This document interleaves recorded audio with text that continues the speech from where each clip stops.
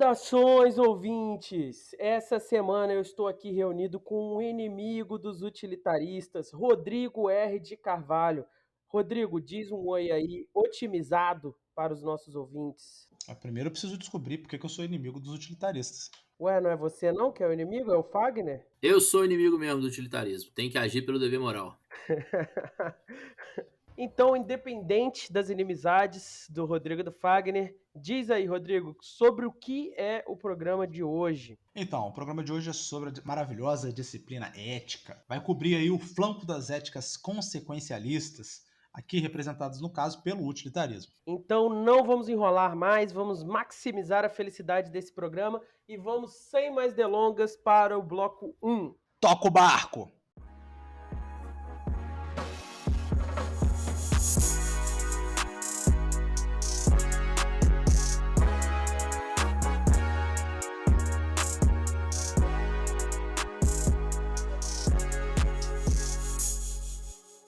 Para começar, vamos dar aquela refrescada na memória do ouvinte. Então, a gente já teve uns programas de ética e neles a gente discutiu algumas ideias básicas preliminares que são necessárias para você entender de onde os filósofos estão saindo. Então, a primeira de todas é entender que a ética é o campo da filosofia que vai tentar responder a uma questão, que é o que devemos fazer? Então, é nela que a gente estuda a ação humana. Não exatamente, né, no reino da lei, da moralidade pessoal ou da possibilidade, mas no sentido de definir um critério racional para o agir. Calma aí.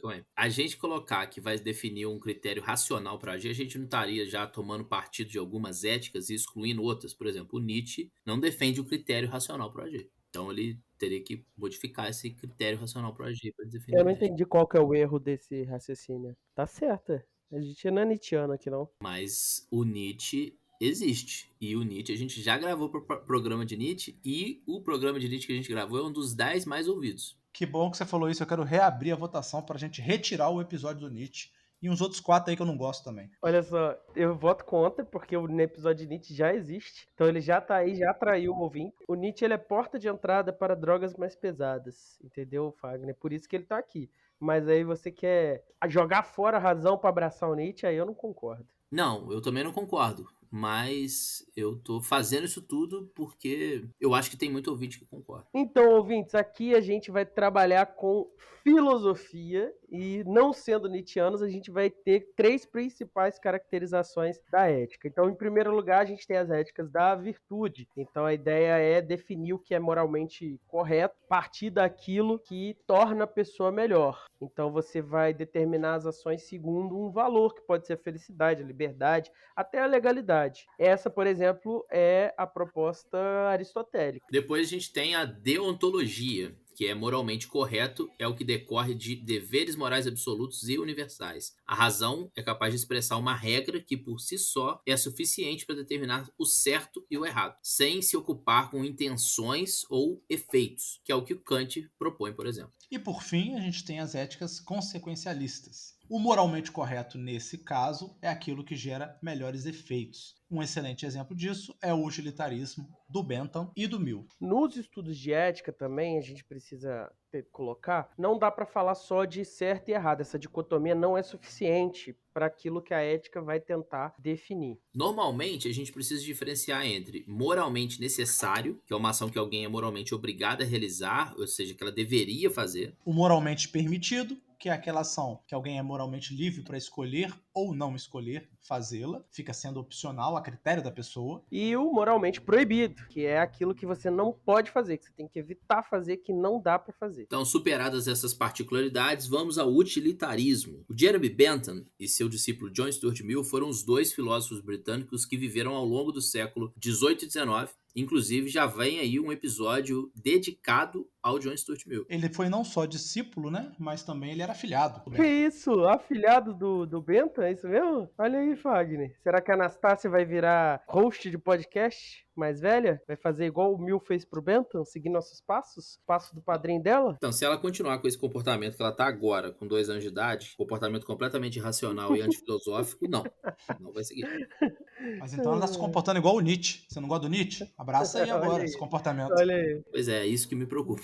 E você querendo deixar isso aqui. Foco, galera! Vamos voltar pro episódio. Bentham e Mill viam com insatisfação o pensamento moral de sua época. Eram de opinião de que a sociedade inglesa, por um lado, impunham algumas restrições morais e arbitrárias, sem, por outro lado, rejeitarem males morais terríveis. Por exemplo, era proibido qualquer tipo de mecanismo de controle de natalidade, enquanto aceitava-se coisas como a escravidão, o trabalho infantil e condições desumanas nas prisões. Eles chegaram à conclusão igual de que o pensamento moral tinha que ser completamente reformado. E aí veio o utilitarismo como uma tentativa de transformar esse pensamento moral. Então, através de uma reflexão racional, produzido por que eles consideravam uma ciência respeitável, eles iam mudar as coisas, fornecendo para as pessoas da época um meio de obter análises objetivas e procedimentos decisórios eficazes na hora de responder aos dilemas morais que inevitavelmente se apresentam para os seres humanos. Então essa vai ser uma ética que vai nascer com a intenção prática, né? Ela de mudar a sociedade. O Bentham, por exemplo, vai defender visões que eram revolucionárias para a época dele, como que mulheres tivessem os mesmos direitos que os homens, abolir a escravidão,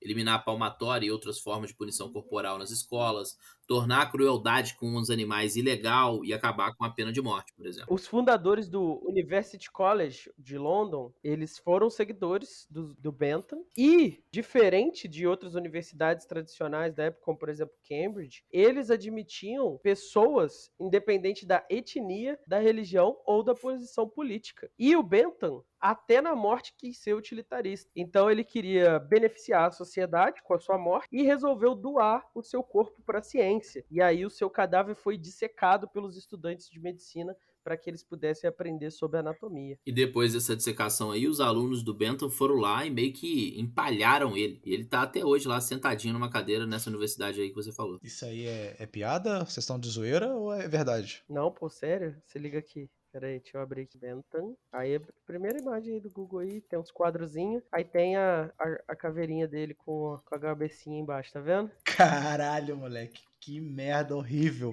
Como é que o cara permitiu uma parada dessa? Como é que um aluno que gosta do cara bota uma cabeça no meio dos pés dele pela eternidade? Horrível. Isso fica no salão de entrada, assim, entendeu? A exposição, obra de arte. Tem uma foto de um cara tirando, tipo assim, foto no monumento histórico, com a mãozinha assim apontada pra cabecinha do Bentham no meio das pernas. Pelo amor de Deus. E a cabeça toda podre, velho, no pé dele. Que desgraça, cara. Que ideia. E é muito bom que a pele é toda velha, aí eles botaram, parece ser um olho de vidro, então ele tem uns olhão azul assim, muito Cara, pelo amor de Deus, para com isso, horrível, o ouvinte vai ter pesadelo. Ouvintes, não pesquisem de jeito nenhum no Google. Piores momentos da filosofia. Corpo. Se você pesquisar isso, você vai ver o Lord Bentham gordinho sentado na cadeira com a sua bengala e com a cabeça malhada no pé. A roupinha dele que bonitinha, toda novinha e ele todo acabado. Chapéu de espantalho. Quero deixar aqui para os ouvintes uma mensagem para meus alunos. Se algum dia eu doar meu corpo para os estudos da medicina aqui da UFJF, nada de empalhar, nada de colocar minha cabeça no meio dos meus pés e nada de colocar no salão nobre da Normal. Pelo amor de Deus.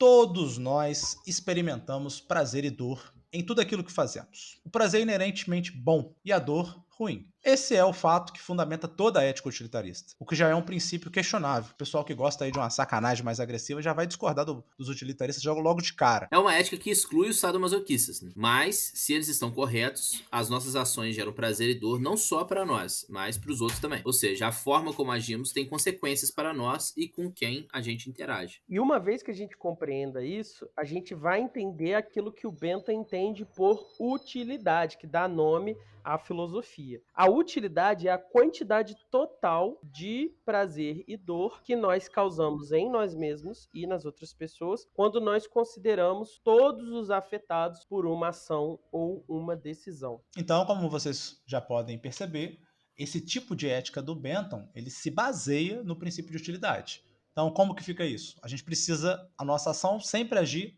com o objetivo de maximizar a utilidade geral daquela ação. Dizendo de outra forma, a ação moral correta é aquela que traz o maior equilíbrio de prazer sobre a dor quando avaliamos o bem-estar de todos os envolvidos. Um ponto importante que a gente precisa destacar é o seguinte: o Jeremy Bentham escreveu que, de acordo com o utilitarismo, a felicidade de qualquer pessoa conta como uma felicidade só, independente de quem seja a pessoa. Quando a gente calcula as consequências das nossas ações, a gente não pode atribuir mais peso à felicidade dos nossos amigos, dos nossos familiares, ou à nossa própria felicidade. A gente tem que calcular tudo igual, como se pesasse a mesma coisa com as pessoas estranhas de fora. Então não importa pro Bentham se é o rei da Inglaterra, um servo, a esposa do cara que está calculando ou uma pessoa completamente estranha. A dor e o prazer é considerado igualmente. O que vai ser importante é o grau de dor e o grau de prazer. Isso que é relevante. A quantidade vai ser contabilizada e não o sujeito que sofreu aquela dor e aquele prazer. E é nisso que eles vão insistir.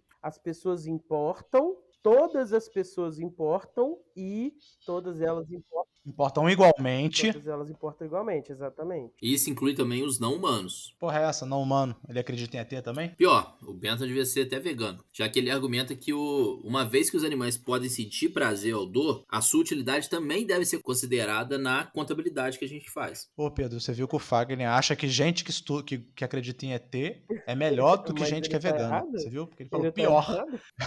Eu não entendi, não. É o ódio aos Ele tá veganos errado, aí, né? mais do que o pessoal doido do Brincadeira, PT. gente. A gente ama os veganos isso, também. cara. E os ETs. E os ETs, e os ETs. Mas aqui, deixa eu ver se eu entendi então. Quando a gente vai tentar decidir o que a gente vai fazer, a gente vai calcular a utilidade geral das opções que a gente tem, certo? Então, eu tô lá no meio da rua, eu vou abrir um Excel e aí eu vou colocar todos os números, todas as variáveis, vou botar a fórmula, fazer o cálculo e a partir do resultado eu vou fechar o Excel, decidir e agir. É isso? É exatamente isso, só que sem o Excel. Você tem que fazer as contas tudo de cabeça. E nem sempre é a melhor opção que vai estar disponível. Às vezes é só a menos pior. Vocês estão fazendo essa gracinha de Excel aí, mas o fato é, vou colocar uma crítica aqui, ó. Que porra é essa de fazer contabilidade ética? Isso aí é muito complicado. Como é que tu vai fazer isso no dia a dia? Os utilitaristas querem reformar a sociedade e faz uma porra na ética que ninguém consegue fazer a conta. Calma, Rodrigo. Os próprios utilitaristas compreendem isso e diferenciam os dilemas morais das situações ordinárias. Num caso, vale o senso comum, e no outro caso, vale essa reflexão filosófica mais elaborada. Então, quando criança a gente aprende um conjunto de princípios morais do senso comum. Não bata nos outros, cumpra suas promessas, não roube, diga a verdade, lave as mãos, seja amigável, não use palavras ofensivas, honre sua mãe e seu pai, não use drogas. Aí os utilitaristas vão reforçar esses princípios e aí vão falar pra gente seguir eles, porque eles levam meio que automaticamente em situações normais as pessoas a realizarem ações que maximizam o bem-estar geral de todos os envolvidos. Então, sem pensar muito, seguindo esses valores do senso comum, você já está mandando bem por um método que já foi testado, aplicado e comprovado pela tradição e pelo tempo. É isso? Isso, de acordo com o utilitarista, não é preciso ficar fazendo conta complicada de utilidade quando a gente passa pela vida cotidiana. Nas nossas circunstâncias normais, a gente pode seguir os nossos impulsos morais do senso comum e confiar que esses princípios vão nos levar a boas consequências. Aí vai ser só na dificuldade que a gente vai precisar do utilitarismo. Então, quando os nossos valores, os nossos princípios morais estiverem em conflito entre si, é que vai ser preciso realizar os cálculos. Então, vou tentar dar um exemplo aqui. O filme lá que todo mundo tá indo assistir, do Oppenheimer. Os físicos ficam divididos sobre a criação da bomba atômica. Para responder essa pergunta, um pensador utilitarista começaria a calcular as consequências das várias opções. Quantas pessoas foram mortas pelo bombardeio de Hiroshima e Nagasaki? Quantas pessoas teriam sido mortas na tentativa de invasão do Japão? Não teria sido pior se o nazismo tivesse feito a bomba atômica? Quantas guerras foram evitadas pela existência da bomba? Podemos usar esses cálculos para responder. Os utilitaristas usariam esses cálculos para responder a difícil pergunta: se a criação da bomba atômica foi moralmente justificada ou se não. Então, isso quer dizer que os utilitaristas seguem uma estratégia dupla. Eles seguem os princípios éticos do senso comum, mas quando eles ficam em dúvida, eles recalculam cuidadosamente as consequências das suas ações para determinar qual ação traz a maior quantidade de felicidade para todos os envolvidos. Até aqui a gente viu o princípio da utilidade explicado apenas pelo seu ideário consequencialista e hedonista. Mas não é só disso que é feito o princípio da utilidade. Então vamos aos péssimos exemplos para explicar isso daí melhor. Se liga no meu exemplo. O ouvinte tem R$0 no banco, não pode dispor de recursos financeiros para financiar o Não Precisa Copiar. E aí o que ele faz? Ele vai lá e faz um apoio socrático kantiano. Ele pega, compartilha nossos filezinhos, nossos shorts lá nas redes sociais, ele curte as nossas postagens, ele recomenda o podcast a outras pessoas, amigos que gostam de filosofia ou que gostam dos temas que a gente discute. Ô Rodrigo, deixa eu só fazer uma alteração no seu exemplo. Em vez de ser um ouvinte sem nome, a gente devia usar um dos ouvintes que está fazendo apoio socrático aí, kantiano, né? É verdade. A gente tem que citar o nosso querido ouvinte. Pode ser o Bruno Takara também, que já fez. Então fala aí, o exemplo agora é do Bruno Takara. O Bruno Takara tá duro. E qual foi o outro? Foi o Dias. Ele tá lá duro, mas ele decidiu apoiar o Não Precisa Copiar. E aí, Fagner? O utilitarismo apoia isso? Não, essa aí não precisa nem analisar, né? É uma ação corretíssima por qualquer ética, não só pelo utilitarismo. Então, analisando essa ação, ela foi moralmente boa?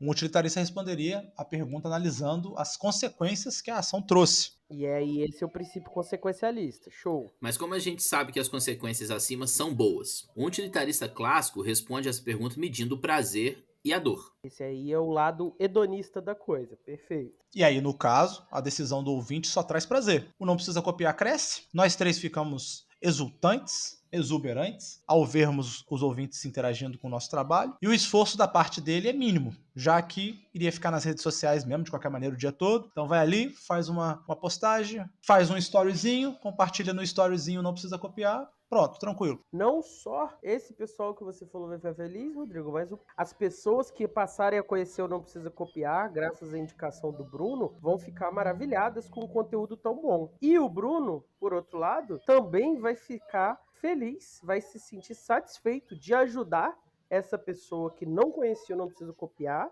mas tinha um anseio pela reflexão filosófica, e por ter ajudado o Não Precisa Copiar a crescer. Olha que coisa linda, só coisa boa. Então, mas só que a estrutura utilitarista ainda não está completa. Por mais que pareça óbvio que essa ação produz apenas consequências boas, essa percepção não é suficiente para justificar a conclusão de que o ouvinte estava moralmente obrigado a agir desse jeito. Você tem razão. Talvez não tenha ficado tão claro nesse apoio socrático kantiano. Então vamos mudar de apoio. Agora são R$5 que o ouvinte está ali disponibilizando no apoio sofista pragmático. Também tem uma ouvinte aí que faz isso, que é a Pamela. O ouvinte tem os R$5 sobrando e decide doar ou Não Precisa Copiar. Então ele mandou lá no Pix, nprecisacopiar@gmail.com ou na campanha do Catarse. E aí, aplica os mesmos princípios? A ação tá correta? A Pamela mandou bem? Tudo certo? Fechou?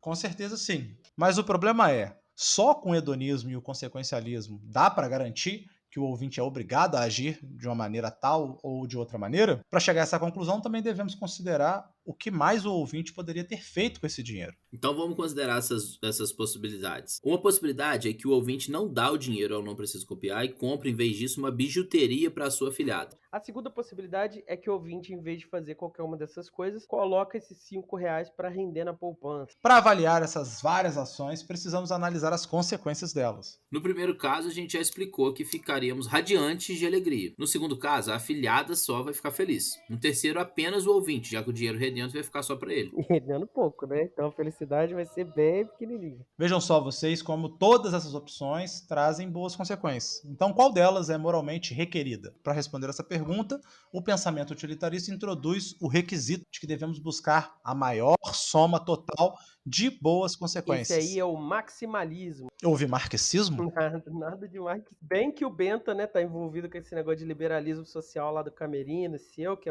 que é um marxismo light, mas eu disse maximalismo, ou seja, maximizar a felicidade. Então, a gente precisa determinar qual ação traz o maior somatório de prazeres sobre dores.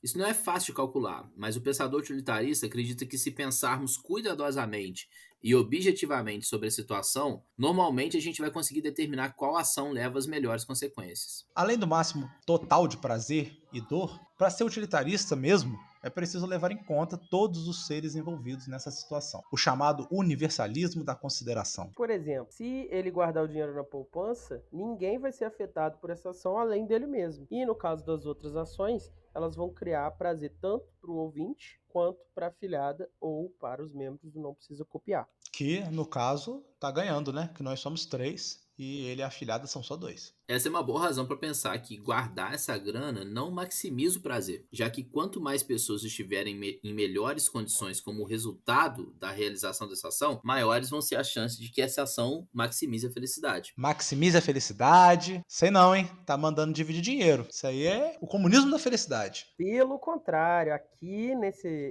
nessa ética a gente conta cada indivíduo como um, e especialmente um, sem levar em conta laços de camaradagem ou qualquer coisa. Então, qual ação vai maximizar a felicidade nesse caso? No caso dos membros do Não Precisa Copiar, antes de receber o cascalho, eles estavam desembolsando do próprio dinheiro para investir no programa, acumulando horas de trabalho cotidiano com as tarefas de gravar, editar, preparar roteiro, o que gera cansaço, alienação das nossas relações pessoais e vários outros problemas. Ou seja, dar esse dinheiro gera prazer e, em certa medida, também diminui a nossa dor. No caso da afiliada, diferente desse daí, não tem muito por que achar que ela vai parar de sentir dor. Afinal, ela estava normal, ela só vai ficar encantada com o presente. E não necessariamente também, né? Porque a minha filha, quando ganhou o último presente do padrinho dela, ela falou que ela não gostou do presente na cara do padrinho dela. Isso, cara. A Jéssica disse que ela estava brincando. Como Pedro, para de tristeza e volta pra sua fala. E eu acho que ele saiu, Rodrigo. Ele deve ter se tocado que não era brincadeira.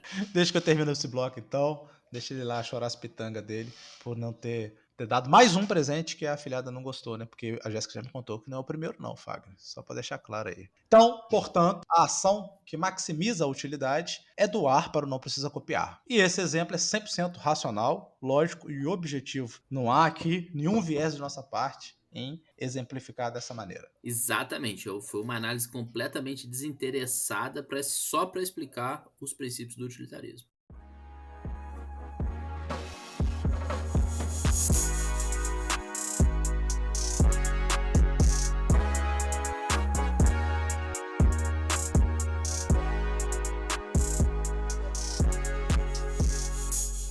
Aí a gente pegava aquela música do Castelo Rá-Tim-Bum, tá ligado? Passarinho. E aí a gente fala em cima disso daí, tá ligado? Já que você tá nessa vibe assuntos aleatórios do Sabiá. Cara, você tá maluco? A gente não pode usar essa música sem pagar. Quer dizer, você quer fazer uma propaganda sobre um serviço de gestão de marca e propriedade intelectual, violando a propriedade intelectual de alguém. É isso mesmo que você tá fazendo. E se o pessoal dono da música for cliente da Sabiá, o processo vai chegar antes do final do nosso episódio. Sem condição de fazer um negócio desse. É verdade, vocês têm um ponto. Então corta essa ideia maluca e bora direto pro papo. Diz aí, Rodrigo. Então, vocês devem estar pensando assim, se Não Precisa Copiar, enlouqueceu completamente. Não sou banco, não sou marca de refrigerante, não sou rede de escola privada que ganha dinheiro público, sou nada disso. Então, que isso, cara, que específico. Veio de dentro essa, você viu? Por que eu vou precisar registrar marca? Esse pessoal enlouqueceu. Engano seu, querido ouvinte. Qualquer pessoa que tem um negócio seu, um projeto, precisa se proteger. Imagina só, ouvinte, sua parada tá rolando, seu site tá online, as redes sociais bombando, cheia de seguidor, a grana começa a entrar, e aí você vai registrar sua marca para poder expandir seu negócio, e aí você descobre que já tem um camaradinha chamado Gerson, lá de Pequeri, que já registrou a marca que você tá usando lá no INPE e você tá ferrado. Não tem nada no seu nome. Que nem aconteceu com o Legião Urbana, não foi isso? Exatamente. O Legião Urbana lançou seu primeiro álbum em 1985, mas não se preocupou em registrar sua marca. Eles eram roqueiros, né? Roqueiro é vida louca. E aí, uns aninhos depois, em 1987, um empresário registrou essa marca em seu próprio nome e a banda teve que entrar na justiça para poder tentar recuperar. A batalha legal durou um tempão, até 97, 10 anos dessa rolê, 10 anos não, né? Pouco menos que Quase 10 10 anos. 8 anos desse rolê, e a justiça brasileira finalmente reconheceu o direito da marca à banda, né? Só em 97, hein? Tá, mas vocês devem estar se perguntando, o que eu ganho registrando minha marca? Eu não sou Legião Urbana? Então, vai depender muito da marca e do mercado que você está inserido. Você vai poder licenciar suas coisas, vai estar protegido legalmente caso alguém use a sua marca, tente te roubar a sua marca. Ela vai ser completamente sua se você tiver registrado. E dependendo do projeto, você vai poder fazer igual o Não Precisa Copiar tá querendo fazer, né? Explorar a publicidade, o que também é uma boa. Mas e aí, pessoal? Eu vou precisar de CNPJ? Vou precisar alugar um escritório físico para poder registrar minha marca? Nada disso. É só você estar por trás de uma atividade. Você pode ser um podcast, ter um curso, ter uma lojinha online. Qualquer coisa que seja representado por uma marca, você pode registrar. Mas o melhor ainda está por vir, ouvinte. Graças à parceria do NPC com a Sabiá, não só a nossa marca vai ficar protegida para a gente continuar aí fazendo nossos podcasts tranquilos, mas aqueles dentre vocês que tiverem algum projeto que precisa ter sua marca protegida vão poder ter acesso ao excelente serviço deles com cupom de desconto de 10% no serviço de registro de marca. Melhor ainda, entrando em contato pelo nosso código, você ganha o desconto e ajuda a financiar o Não Precisa Copiar. Então não deixe sua marca vulnerável, gente. Faça como a gente, confie na Sabiá. Eles vão cuidar de vocês e da sua marca.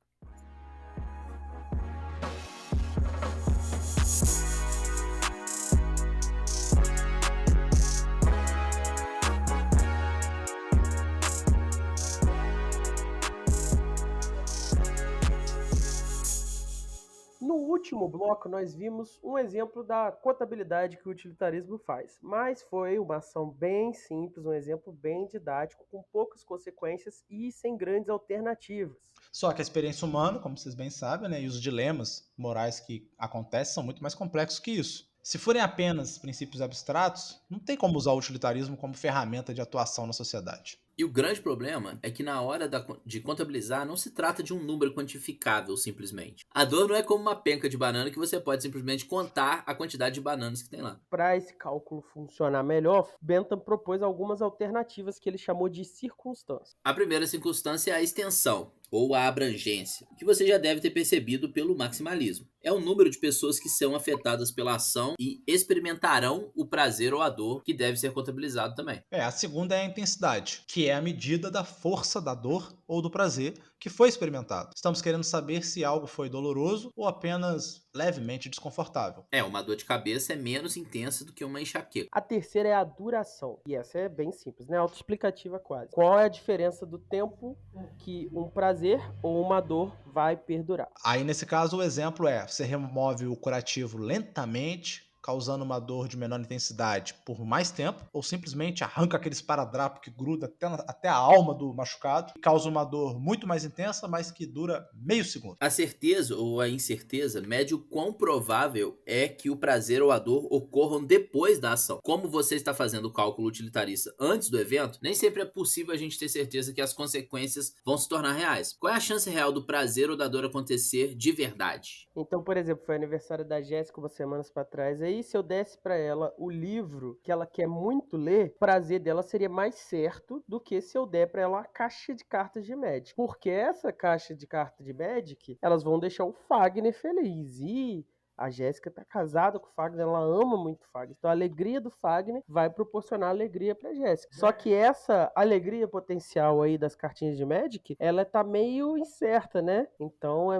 provável, talvez, mas não é certo, igual se eu der o presente que ela amaria. A proximidade mede o tanto de tempo que se passa entre a ação e o efeito. Quanto mais afastado um prazer ou a dor estiver da sua causa, maior a probabilidade de uma causa intermediária afetar isso de uma maneira ou de outra. Então vamos lá, comprei um pacote de viagens para as Bahamas. Só que ele vai acontecer só daqui a 3 anos, que eu e Pamela vamos para lá. Super descontado, mas em 3 anos muita coisa pode acontecer. E acabar impedindo esse prazer de se realizar. Se eu comprar para as férias de janeiro, o prazer da economia pode ser menor, mas a realização do prazer é mais provável. A fecundidade é a medida do utilitarismo da probabilidade de alguma coisa dar origem a mais de si mesmo. Então é a ideia de que uma ação boa vai trazer mais frutos bons, ou seja, que uma alegria vai te permitir experimentar ainda mais alegrias, Ou ainda, pelo contrário, que uma dor vai dar origem a experiências piores e de sofrimento maior no futuro. Essa é a circunstância do amor. Eu tive prazer em interagir com uma pessoa. Se eu continuar, vou cada vez obter mais alegrias e prazeres conforme essa relação se desenvolve. Já o próximo seria a pureza, que é uma noção contrária. Considera o quão provável é que um prazer dê origem a uma dor posterior ou quão provável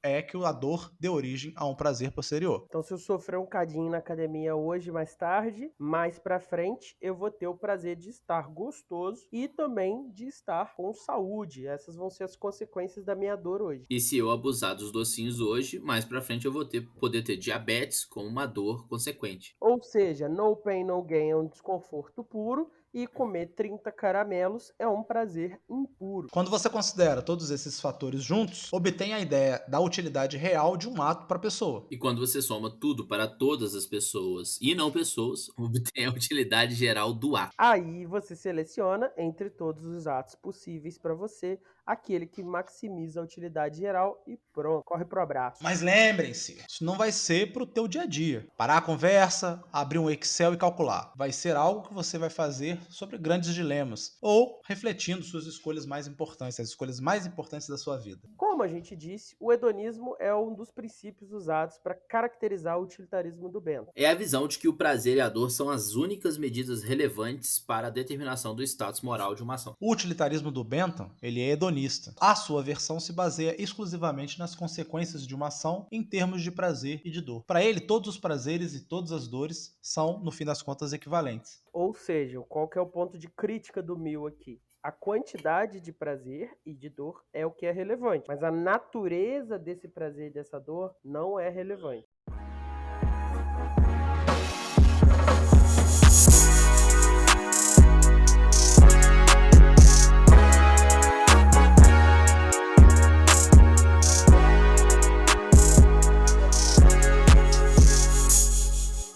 O seguidor do Bentham, o James Mill, teve um filho que se tornou um filósofo famoso, o John Stuart Mill.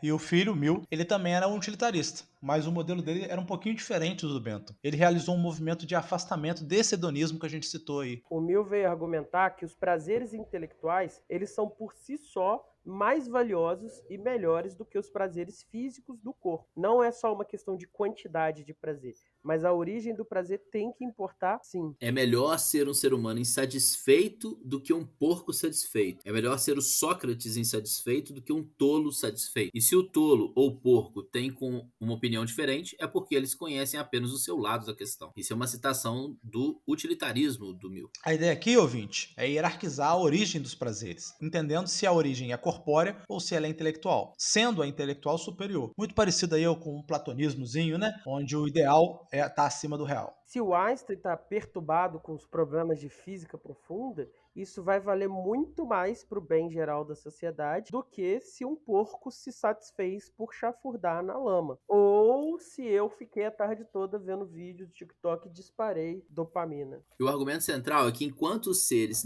que não usufruem de prazeres intelectuais não têm como opinar, aqueles que usufruem de ambos os tipos de prazeres preferirão os prazeres do intelecto.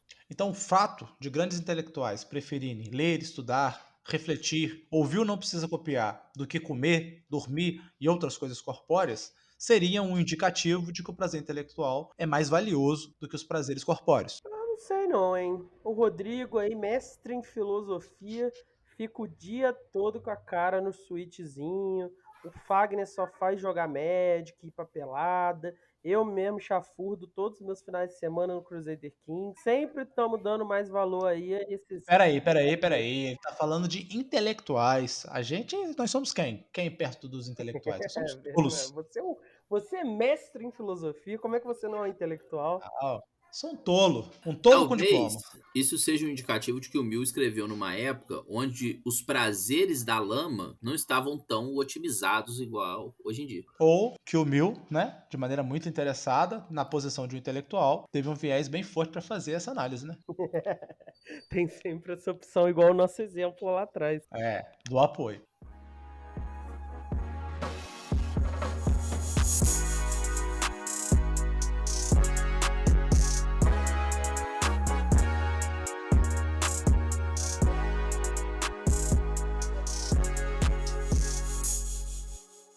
sociais, então. Fagner agora está de volta. Fagner, Ai, meu Deus, o eu não lembro. ouvinte te ouviu. Vou ter que E ele pesquisar. falou, meu Deus, esse homem é muito bom, eu preciso saber mais, eu preciso ouvir ele do passado, onde o ouvinte vai encontrar o conteúdo do Não Precisa Copiar. Eu ainda estou pesquisando, que eu não lembro.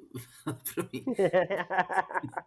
Não tem problema, Fagner, porque junto de você nós temos Rodrigo R. de Carvalho. Rodrigo R. de Carvalho, já que o Fagner não lembra mais os nossos perfis das redes sociais, quais são eles? Se eu tivesse perguntado qual era o site, ele ia ficar aí rindo do Simpósio das Luzes. Simpósio das falando Luzes. meia hora. Ele não é mais Simpósio das Luzes. Não é mais Simpósio das Luzes, ouvinte, agora é www.nprecisacopiar.com.br. Esse é o nosso magnífico site, que está sendo prometido aí ser feito pelo Pedro Cortá há bastante tempo. Vamos ver se rola. Tá sendo feito, como assim? Tá super feito.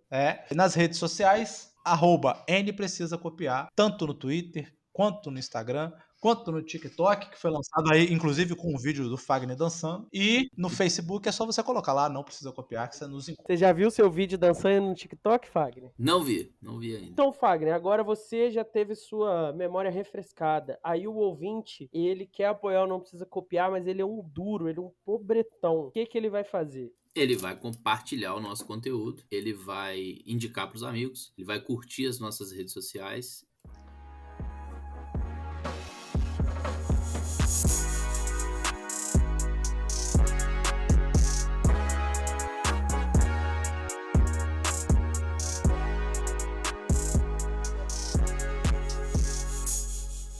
Mas e aí, esse utilitarismo dá pano pra manga? Como teoria para fundamentar uma prática real, ele tem algumas vantagens, né? Então, por exemplo, ele vai transformar dilemas morais em problemas bem objetivos, né? E ele vai tentar propor uma metodologia bem racional, que não leva em consideração preconceitos da época, o viés religioso, um viés cultural. Então, nesse sentido, ele é uma boa. E como bônus, ele acaba justificando a maioria das nossas crenças morais, né? Que já está estabelecida pelo senso comum. Por exemplo, a maioria de nós está convencida que o estupro, a escravidão, a tortura são moralmente errados. O utilitarismo pode justificar a crença nisso. Por outro lado, todos nós estamos convencidos de que ajudar os pobres a dizer a verdade é algo positivo. E o utilitarismo também nos ajuda a explicar e a justificar essa crença. Ele também é flexível na medida que ele oferece os princípios morais do senso comum como os guias que funcionam bem na vida cotidiana, né? Mas que podem precisar ser quebrados ou modificados em algum momento quando a gente encontra circunstâncias diferentes. Por exemplo, pode ter situações em que vai parecer necessário matar alguém inocente para salvar muitas outras pessoas. Ou deixar morrer, né? Se você for um super-herói. Mas é possível imaginar situações de tortura e outras coisas terríveis podem ser boas ações se elas forem evitar o massacre de milhões de pessoas. E, nesse sentido, o utilitarismo vai conseguir explicar por que isso é assim. Ele também deixa muito claro, né, porque que o pensamento moral deve ser imparcial. Os cálculos utilitaristas levam em conta o bem-estar de todos, em igual medida. Assim, qualquer forma de egoísmo, nepotismo, xenofobia ou mesmo racismo é incompatível com as exigências da moralidade utilitarista. Mas vocês já devem estar acostumados com isso, né? Na filosofia, ninguém descansa antes de deixar uma crítica. A primeira crítica é a seguinte: se o utilitarismo localiza o valor de uma permissão ou de uma proibição na consequência de um ato e não no ato em si, isso vai significar que a gente pode sempre imaginar uma situação onde a consequência da ação ela vai desclassificar a proibição que a gente impor. Então, sempre vai ser possível imaginar um jeito de que um ato hediondo, como por exemplo assassinato, pesa menos do que as consequências para esse ato. Então, não tem proibições absolutas. Outro problema está em conseguir medir dor e prazer com precisão, né? É muito mais fácil a gente falar do que a gente fazer isso. Lá no século XIX, o pintor francês Paul Gauguin enfrentou um dilema ético. Deveria ficar em Copenhague com sua esposa e seus 5 filhos, ou voltar sozinho para Paris e se dedicar integralmente à pintura. Se ele ficasse em Copenhague, ele teria uma vida familiar feliz, mas ele perderia a oportunidade de se desenvolver como pintor. Já se ele fosse para Paris, ele causaria sofrimento à sua esposa e os seus filhos, mas ele poderia se tornar um artista influente e famoso. Então, o que ele deveria fazer? Qual é a melhor ação? Ficar em Copenhague e levar uma vida familiar feliz, ou ir para Paris e permitir que a sua obra artística traga alegria para muitas pessoas. O que vocês acham, ouvinte? É possível comparar a felicidade da esposa dos 5 filhos com a alegria das pessoas que apreciam a arte desse pintor? Claro, milhões de pessoas vão apreciar suas obras de arte, mas a vida desses muitos amantes da arte seria assim tão prejudicada se não pudesse ver nenhuma pintura do Gauguin? Por outro lado, há apenas 6 pessoas, a sua esposa e seus 5 filhos. Ao abandoná-los, ele afeta profundamente toda a vida deles. Eles vão ter que crescer e viver sem o pai e ela sem o marido. Como a gente pode medir e comparar essas várias consequências? Em que escala é concebível para a gente poder medir e pesar esses resultados de forma objetiva? Parece aqui, olhando agora, que nessa e em muitas outras situações que a gente pode ver e imaginar, os efeitos e as variáveis envolvidas nas ações e nas decisões, elas nunca vão passar por um ponto de vista imparcial e objetivo. Fazer esse cálculo de verdade, como está no papel, é simplesmente impossível. E o outro problema é que a ideia de maximizar a felicidade, em algumas situações, pode vir a produzir ações imorais também. Eu tava vendo Dunkirk outro dia aqui, e o Harry Styles tava lá no Dunkirk. E aí o Harry Styles, ele em determinado momento queria expulsar um cara de um barco, porque se esse cara ficasse no barco, o barco ia afundar. Mas se o cara fosse expulso do barco, não era só uma questão de morrer afogado, que tinha nazistas do lado de fora. E esses nazistas estavam atirando, então o cara ia morrer com um tiro de nazista. Só que se ele ficasse no barco, ele ia matar todo mundo também. É claro que não é um bom cálculo utilitarista, porque ele considera mandar esse cara embora, porque ele não é do grupo do Harry Styles, ele é francês. Mas ainda assim, a lógica seria essa. É correto jogar esse cara pros nazistas, porque vai salvar as outras pessoas que estão no barco. Isso aí tá na mesma vibe da escolha de Sofia, né? Escolher matar um filho ou deixar os dois morrerem. Esses são exemplos fictícios, mas eles ilustram esse problema da flexibilidade excessiva do utilitarismo. Essas ações, tirar alguém do navio para a morte, matar seu filho, são moralmente erradas, mas são ações que ainda parecem maximizar a felicidade geral. E nem só de ficção, né? A gente pode falar. Já vi história, por exemplo, de pessoal que caiu nos Andes, nas montanhas, e teve que cometer canibalismo para sobreviver. Ou seja, um ato terrível, mas que era necessário. Um bom utilitarista pode responder que nossas intuições morais nem sempre são confiáveis e devem ser revisadas à luz das considerações utilitaristas. Mas muitos chegam a conclusões diferentes. O filósofo britânico Ewing escreveu, por exemplo, que, abre aspas, os princípios utilitaristas, se seguidos logicamente, resultariam em muito mais trapaças, mentiras e ações injustas do que qualquer homem bom toleraria. Fecha aspas. Uma outra objeção intimamente relacionada ao utilitarismo é que o pensamento utilitarista não consegue explicar por que a gente deve respeitar os direitos das pessoas. O filósofo americano James Rachels deu um exemplo de um tarado que tirava secretamente fotos da sua vizinha pelada. Vamos imaginar o seguinte, ele tá fazendo isso e ninguém nunca viu, e ele também não compartilha essas fotografias, ele guarda elas para si. Só ele vê, só ele sabe, só ele se diverte com isso. Nessa circunstância, a única consequência da sua ação é um aumento da própria felicidade, já que ele não está afetando mais ninguém. Pela lógica do utilitarismo, isso faria algum sentido. Então ninguém está sendo afetado e uma pessoa está tendo prazer com isso, né? Como então o utilitarismo poderia negar que as ações do tarado estão corretas? Esse exemplo mostra que o pensamento utilitarista não é totalmente compatível com o nosso pensamento sobre direitos inalienáveis. A maioria de nós concordaria que todos têm o direito à privacidade e que o tarado violou o direito à privacidade da vizinha. Assim, se a gente considera os direitos morais como um elemento central no seu pensamento moral, o utilitarismo parece inaceitável. E, por último, mas não menos importante, o utilitarismo é uma ética extremamente exigente. E, em alguns casos, ele pode ser até mais exigente do que a ética do Kant, que já é conhecida por ser bem exigente.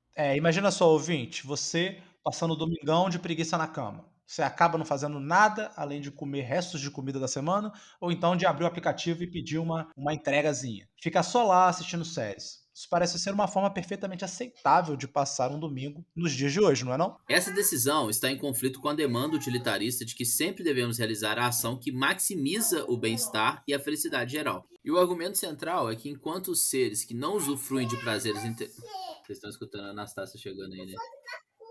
Oi, meu amor, você chegou da escolinha? Dá um abraço no papai. Vem cá. Você tá chorando? Olha essa risada. Tá errado o seu óculos. Ah, isso aí tudo vai entrar pra gravação, Pedro. Vai ser a vírgula sonora nova. O quê, amor? Não tá Ih, errado. vamos lançar esse corte aí, vamos ganhar 1 milhão de seguidores com essa fofura.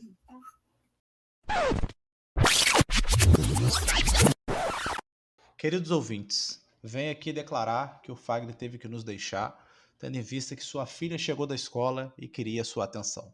Avaliamos de maneira utilitarista e calculamos que, para a felicidade geral, somente essa saída do Fagner atenderia aos critérios de maximização da felicidade.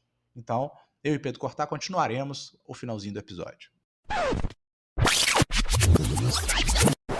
Então, esses exemplos de atividades alternativas para você fazer no domingo, eles vão contribuir mais para a felicidade geral da nação do que você ficar à toa em casa. Então, ficar à toa em casa, preguiçosamente, é uma ação imoral. Ou seja, algo que qualquer um rejeitaria, já que domingão é o dia que todo mundo quer ficar de boinha. Eu, inclusive. Então, a ética ela faz esse tipo de distinção de ações, por um lado, obrigatórias, que são moralmente exigidas de nós, e ações superrogatórias, ou seja, aquelas que são louváveis, mas que não são estritamente obrigatórias. É aquilo ali que vocês que estudam Kant falam, né, das ações que merecem estímulos por serem legais, mas não serem obrigatórias, versus as ações que são obrigatórias, então elas não merecem só estímulo, elas merecem estima também, porque você está cumprindo o seu dever. É isso aí. O utilitarismo torna difícil, se não impossível, distinguir claramente entre as ações obrigatórias e as superrogatórias. Parece haver um reino binário, onde as ações são ou exigidas ou proibidas. Também não parece ter um lugar para a gente mostrar parcialidade em relação aos nossos próprios projetos, à nossa família, aos nossos amigos, aos nossos concidadãos. E ainda que isso tenha seu porquê, né? Porque diminui o preconceito e outras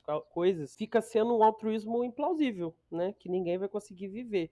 É completamente irreal numa vida concreta, normal. Pensa só num chifre, a pessoa que é chifrada. A conclusão utilitarista normal seria que o sofrimento de um corno é menor do que a felicidade maximizada desse cônjuge, que será dividido potencialmente com centenas de pessoas igualmente felizes. Esse é o exemplo matador, né? Aniquilador.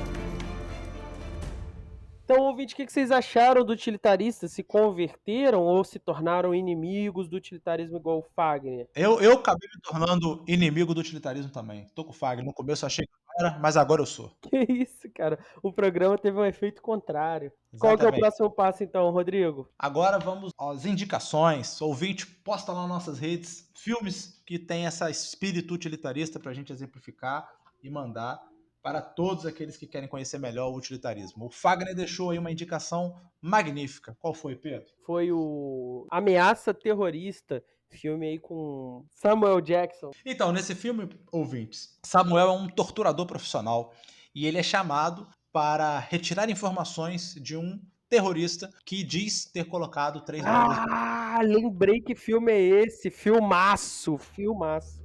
E a grande discussão do filme é: a agente Brody, que é um agente do FBI, é contra a tortura, a favor dos direitos humanos e acha que nada justifica aquele ato de tortura. E o Samuel está dizendo: beleza, vamos deixar 3 bombas nucleares, dizimar 3 cidades americanas para não torturar uma pessoa.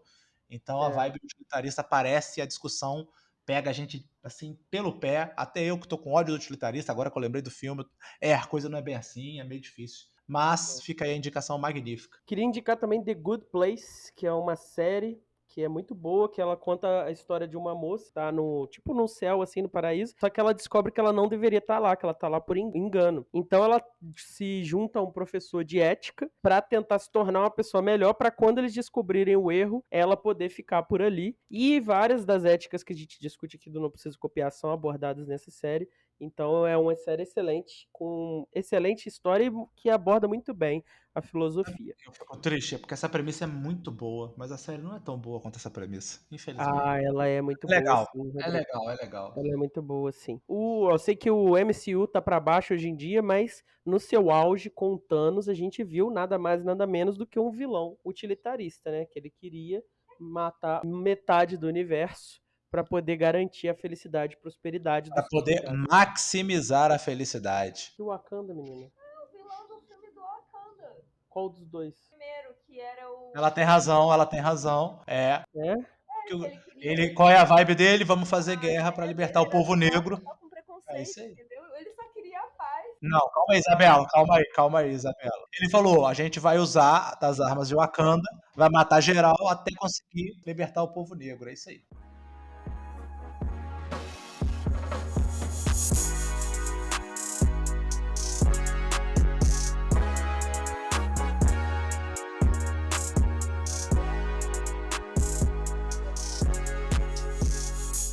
Então, ouvintes, esperamos que vocês tenham achado o utilitarismo útil, né? Que aí, se ele foi útil, ou pelo menos no nosso programa, quer dizer que o Bentham ganhou, que o Bentham pode sorrir lá na sua caixinha de vidro. Tchauzinho, Rodrigo. Um abraço. Tchau, ouvinte. Então é isso, gente. Obrigado. Tchau, tchau, pessoal. Até a próxima. Que isso, o Fagner voltou já?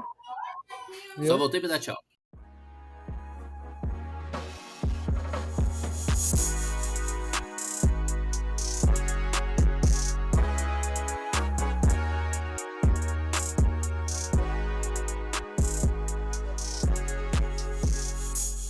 Gente, desculpa, mas nesse pequeno intervalo aí, eu fui ler sobre a cabeça do Jeremy Bentham. Você tá maluco, Ah, cara. Você tá e o que misturado que com isso. aconteceu? E os caras roubaram a cabeça dele uma época, velho, por causa de rivalidade de universidade em Londres. Devolveram depois? Depois a polícia foi acionada e conseguiu recuperar a cabeça do cara. Mas os caras do King's College em Londres roubaram a cabeça do Bentham. Isso que dá liberal, cara. Liberal é isso aí. Excelente. E provavelmente fizeram umas. Deve ter feito aquelas festas de universidade, sabe, com a cabeça do Bentham igual um troféu Isso. pra cima e pra baixo. Isso. Jogaram para um lado pro outro. Jogaram vôlei, futebol com a cabeça do Bentham. Botaram ele pra beber cerveja. Exatamente. Voltando. Vamos acabar com isso, meu Deus.